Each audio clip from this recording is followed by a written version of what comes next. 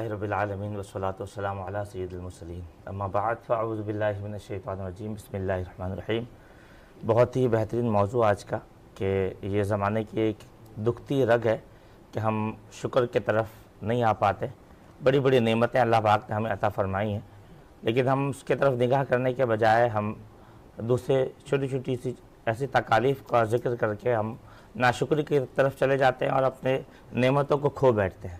اللہ پاک نے سورہ بقرہ میں صبر سے متعلق ایک واضح احکام ہمیں عطا فرمایا ہے، جو دوسرے پارے کی آیت ہے وَلَنَبْلُوَنَّكُمْ بِشَيْءٍ مِّنَ الْخَوْفِ وَالْجُوعِ وَنَقْصٍ مِّنَ الْأَمْوَالِ وَالْأَنفُسِ وَالثَّمَرَاتِ وَبَشِّرِ الصَّابِرِينَ۔ آپ نے فرمایا اور اللہ تمہیں آزمائے گا، مفہوم عرض کر رہا ہوں، وَلَنَبْلُوَنَّكُمْ بِشَيْءٍ مِّنَ الْخَوْفِ خوف سے، وَالْجُوعِ بھوک سے، وَنَقْصٍ مِّنَ الْأَمْوَالِ اور مالوں کی کمی سے۔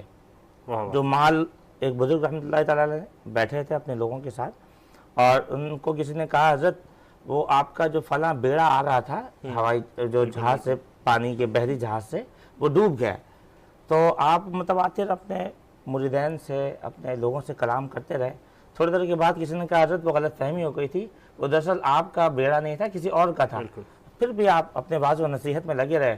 کسی نے کہا حضرت آپ کو تو فرق ہی نہیں پڑتا، پوری زندگی ختم ہو جاتی لوگوں کی، آپ کا وہ سلسلہ ہی ختم ہو جاتا۔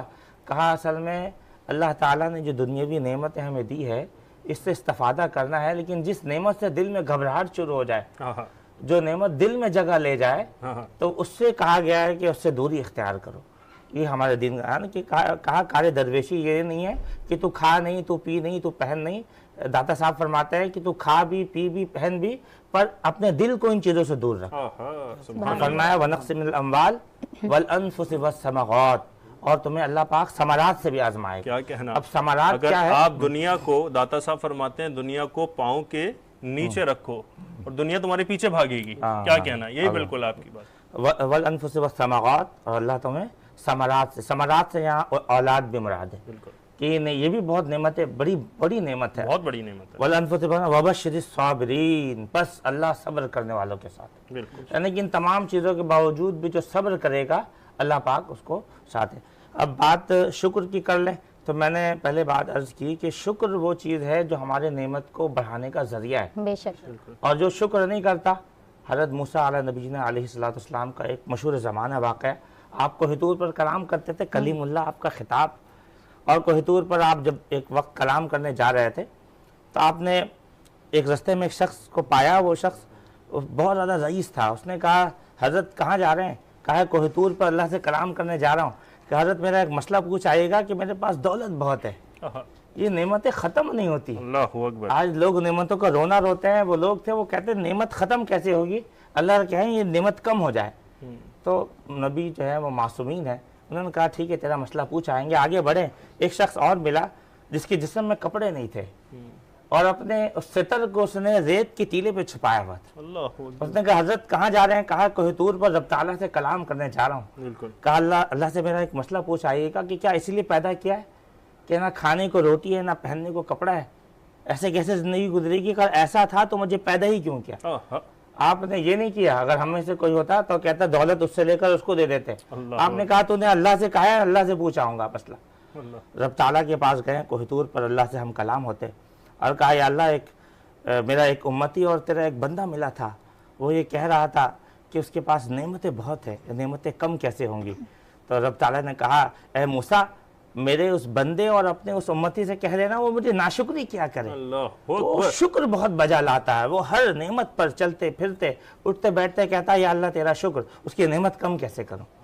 کہا یا اللہ ایک شخص اور ملا تھا جس کے پاس روٹی نہیں تھی، جس کے پاس ایون پہننے کو کپڑے نہیں تھے، ریت کے ٹیلے پہ اس نے سطر چھپائی ہوئی تھی۔ تو کہا اے موسیٰ اپنے اس امتی اور میرے اس بندے سے کہنا وہ میرے شکر بجا لائے۔ موسیٰ علیہ السلام واپس ہوئے، جب واپس آئے تو ترتیب کے لحاظ سے وہ پہلے پڑھا جس نے ریت کے ٹیلے پہ اپنے آپ کو چھپایا ہوا تھا۔ اس نے کہا حضرت میرا مسئلہ پوچھ آئے ہیں؟ کہا جی اللہ تعالیٰ سے پوچھ آیا ہوں، رب تعالیٰ نے یہ ارشاد تمہارے لیے فرمایا ہے کہ تم اس کی شکر بجا لایا کرو۔ تو اس نے کہا حضرت کس بات پر شکر بجا لاؤں؟ اللہ نے مجھے جیسے ہی اس نے ناشکری کے الفاظ کہے ایک زوردار ہوا چلی اور ریت کا ٹیلا بھی اڑ گیا، اور وہ اب اپنے سطر کو چھپانے کے لیے گھومتا بھاگتا لیکن ستر کو چھپانے کی جگہ نہیں ملتی۔ الغرض دوسرے کے پاس آئے تو اس نے کہا حضرت مسئلہ پوچھا ہے، کہا جی اللہ نے کہا تم شکر بہت کرتے ہو بھائی، تم ہر نعمت پہ شکر کرتے ہو، جب تک یہ شکر کا معاملہ رہے گا نعمتیں کم نہیں ہو سکتی۔ تو کہا میں کیسے ناشکری کروں، اللہ نے مجھے اس ذرے سے آفتاب کر دیا، اللہ نے مجھے اس قدر نوازا، میں اس کی ناشکری کر ہی نہیں سکتا۔ تو المقصود گفتگو یہ ہے کہ اگر ہم اپنی نعمتوں کو تمام چاہتے ہیں، نعمتوں کو بڑھانا چاہتے ہیں، جیسے کہ شروع میں آپ نے قرآن پاک کی وہ آیت بھی پڑھی لَإِن شَكَرْتُمْ لَأَزِيدَنَّكُمْ، اگر تم شکر کرو گے تو اللہ اسے بڑھائے گا بڑھائے گا بڑھائے گا۔ یہ مفہوم ہے، اور لا جو ہے یہ لام تاکید ہے حضرت، لام تاکید کے ساتھ اللہ کہہ رہا ہے، مطلب اس صرف ایمان، اس پر یقین آ جائے اس آیت پر کہ ہم شکر بجا لائیں۔ موسیٰ علیہ نبینا علیہ السلام کے اس واقعے کے مطابق کہ شکر سے نعمتیں بڑھ رہی تھی، ناشکری اگر وہ کہتے ہیں، اس کو روایت میں لکھتے ہیں کہ اگر وہ شخص شکر کرنا چاہتا تو اس ریت کے ٹیلے پہ شکر بجا لے آتا، اور اللہ تعالیٰ اس کی برکت سے، اس شکر کی برکت سے اس کو غنی فرما دیتا۔